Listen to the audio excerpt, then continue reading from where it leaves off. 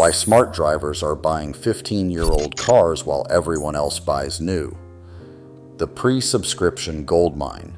The average new car payment in America right now is $735 a month, and that does not include the $1,200 a year subscription fee just to use the heated seats you already paid for. Dealers are lobbying state legislatures right now to make it harder for you to buy a car from your neighbor.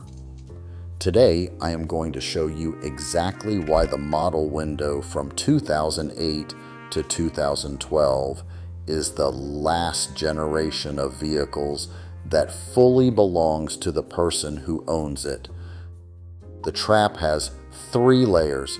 Every major manufacturer has moved to software-defined vehicle architecture. General Motors OnStar costs $25 to $50 per month. BMW charged $80 a year just to use Apple CarPlay, hardware already built into the car you purchased. Tesla puts full self-driving behind a $199 a month subscription on hardware already installed in your vehicle. That is not a feature upgrade. That is ransom. The touchscreen controlling your climate, navigation, and backup camera is a single point of catastrophic failure. A replacement infotainment unit on a 2021 Ford F-150 runs $1,800 to $3,400, and proprietary software locks mean most independent shops cannot touch it. A 12-valve Cummins injection pump rebuilds on a workbench for $200 in parts. That is not a comparison. That is a verdict. And the part they do not put in the brochure. Modern telematics systems, standard on virtually every car built after 2015, transmit your location, braking patterns, and driving behavior to the manufacturer in real time. LexisNexis and Verisk have confirmed they purchase this data and sell it directly to insurance companies. Your car is reporting on you. You consented in a 47-page digital agreement you never read. That was not an accident. The escape hatch is called the pre-subscription sweet spot. OBD2 became universal in 1996. The proprietary telematics and subscription-gated software layer was not standard until 2013 to 2015. The 2008 to 2012 generation has full OBD2 diagnostic access and none of the surveillance infrastructure. Smart buyers are quietly hoarding these vehicles. The prices are already moving. The Toyota Camry from 2009 to 2011, the 2AZ FE 2.4 liter routinely hits from 250,000 to 300,000 miles with basic maintenance. A new base Camry starts at $28,400. A clean 2010 LE with 80,000 miles sells privately from $7,500 to $9,000. That is a $20,000 gap with no subscription fees and no telematics broker reporting your commute to your insurer. A remanufactured long block costs $1,100 installed at an independent shop. The equivalent on a 2022 Camry costs at least $6,800 and is dealer only. The Honda Accord from 2008 to 2012. CarGurus and Edmunds both show the 2010 Accord EXL pricing is up 11% year over year in private sale markets. Institutional buyers figured this out before most consumers did. The BSIA 5-speed automatic has a documented service life of 180,000 miles or more. A rebuild kit costs $280.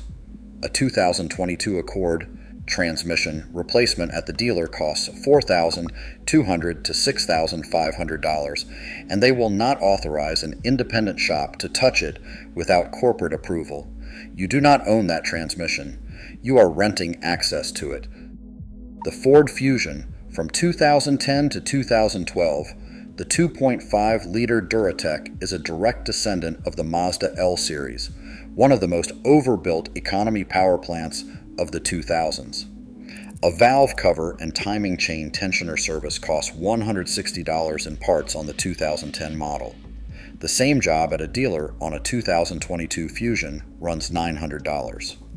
Ford dealerships in Texas, Ohio, and Georgia have been purchasing 2009 to 2012 Fusions at auction 34% above the prior year average, according to NAAA Quarter 3, 2023 data, not to resell them cheap, but to control supply and keep pre-subscription vehicles off the private market that competes with $47 billion in annual dealer service revenue. The depreciation math salespeople are trained never to say out loud. A new vehicle loses 20% to 30% of its value in the first 12 months, documented by Kelley Blue Book. On a $35,000 US dollar vehicle, that is $10,500 US dollars gone before the first maintenance bill. The 2008 to 2012 generation has already absorbed that curve completely. An $8,500 private sale, a 2010 Camry, will be worth $6,500 in 3 years, a $2,000 loss. The new Camry loses $11,000 in the same window before the $8,000 in interest on a 72-month note at 7.4% annual percentage rate. The math does not favor new. It never did. The right to repair fight is closing this window. The Alliance for Automotive Innovation, representing GM, Ford, Toyota, Stellantis, and 8 other manufacturers, spent $3.3 million in a single congressional cycle opposing right to repair legislation. Over 47 million vehicle owners are directly affected. Massachusetts passed a telematics access law in 2020, and manufacturers immediately filed a federal lawsuit that stalled enforcement for 3 years. The Magnuson-Moss Warranty Act already protects your right to use independent shops without voiding your warranty. Most owners do not know this. That was not an accident either. A viewer named Mark T. said in the comments last week that he bought a 2011 Accord with 110,000 miles for $7,200 2 years ago. He put $900 into it in total. His buddy is on his second transmission in a 2020 Pilot. Mark said he thinks he won. Mark, you did not just win financially. You opted out of the system entirely. Here is what is actually at stake. This is not a conversation about reliability. It is a conversation about whether you will own property or rent access to transportation controlled by a software agreement enforced by a manufacturer that can update, restrict, or disable your vehicle remotely. The NHTSA is currently reviewing remote immobilization standards. The EU has already mandated intelligent speed assistance on every new vehicle sold after July 2024. The United States is watching. You do not own a 2024 connected vehicle. You are a subscriber to it. The 2008 to 2012 generation is the last mass-produced line where that statement is not true. They underestimated how many Americans would notice. If you are done watching this industry turn ownership into a subscription, like this video, share it with someone standing in a dealership right now, and subscribe. Drop a comment if you are against the direction this industry is heading, one word or a full breakdown.